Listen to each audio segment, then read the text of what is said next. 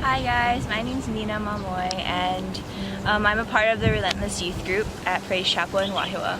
And I'm just going to share a little bit about my testimony and how God has brought me through the waves of life and shown me true freedom through worship.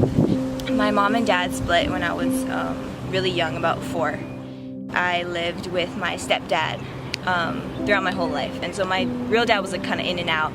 In terms of a father figure, I never really had a solid one and a strong one. So I grew up always going to church, in and out. From a very young age, I became very good at mastering the art of living like a double life and being the perfect child at home and being completely different at school or with my friends or in extracurricular activities.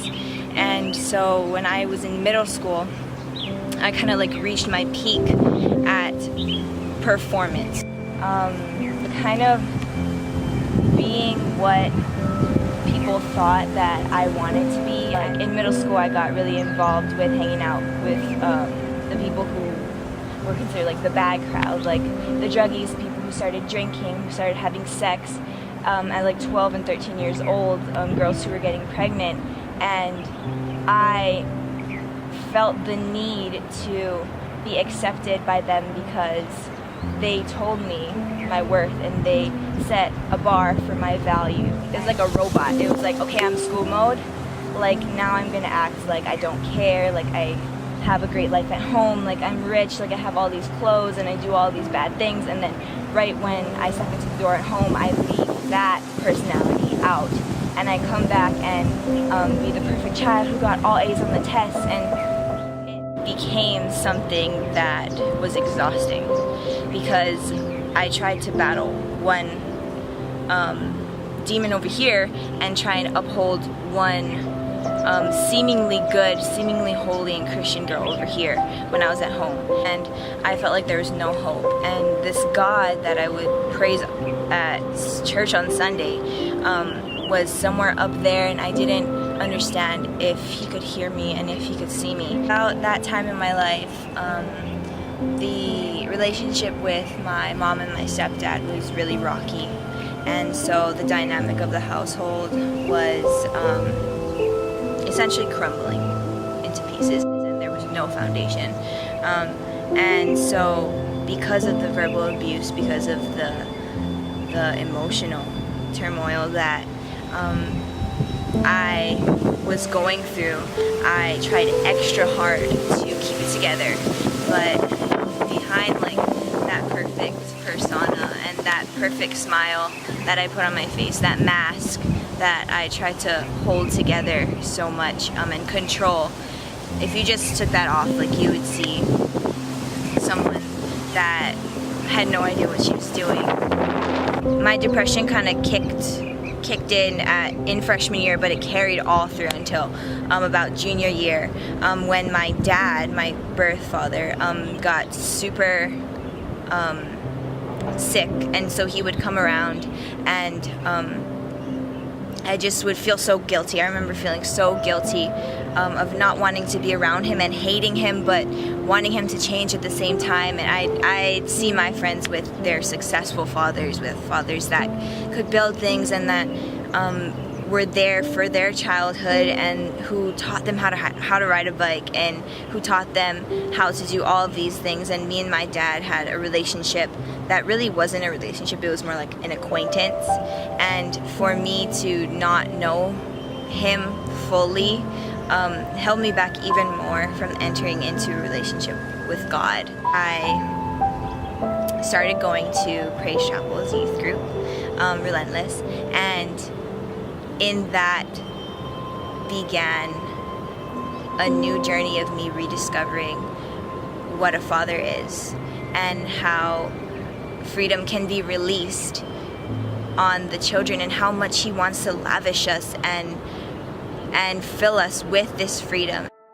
I went on a transformational journey of me learning how to be an authentic version of Mina, you know, not the pretend version of Mina, not the Mina that people want to see, not the Mina that gets good grades, not the Mina that does bad stuff.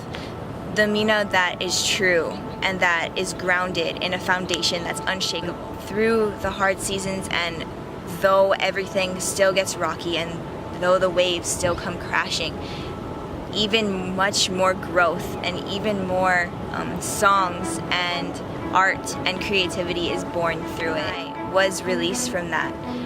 It was a process that caused me to remain steadfast, and it prompted me and it forced me to go into the Word and see how good He is, and see how He is our deliverer, our defender, our conqueror. And honestly, what's the best part of discovering true freedom and of being vulnerable in the state that you're at, in the season that you're in, is looking in the mirror and realizing that even if you look kind of messed up and even if you look like you don't have it together and you don't know what you're doing, God still loves it, and He still wants to work with it, and He still wants to cultivate it and make it something even more beautiful than you can imagine.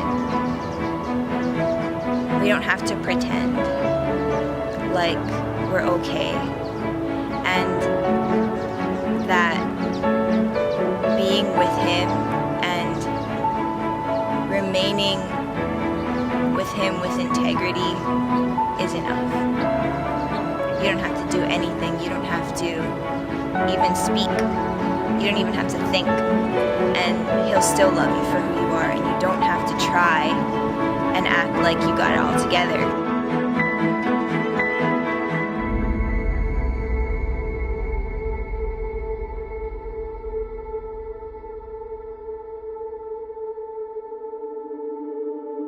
I'll ask God, like, what are you doing right now, in my head as I'm worshiping, and I'll look up to the back of our church,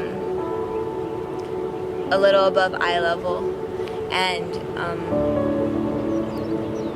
he'll give something to me, like a word. He told me, let my light in, and let my light be welcome here.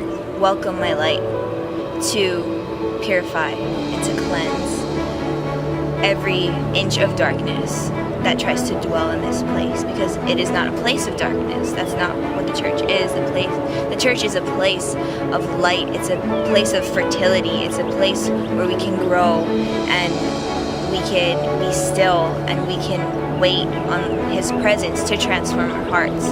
And so as I looked out and I closed my eyes again and I started singing it, and singing it again, and remembering that fear has no hold on us and insecurity has no hold on me. It doesn't hold me back anymore, because I'm learning who I am and who He wants me to be. And so the security in becoming not only vulnerable with the people around you and authentic with the people around you, but authentic with yourself, and catching yourself and saying, oh wait, that's not the character that God gave me. Let me reevaluate. Let me go back to the Word and see what He says about me first before I come into alignment with those lies that are in my head. Another thing that I've discovered through this path of worship is how much nature worships the King, and how you can hear songs of worship and melodies in the rustling of the leaves in the wind, and in the waves crashing on the shore, and in people saying kind things to one another, in the birds chirping in the morning. It's beautiful to know that all of creation will declare that He is God.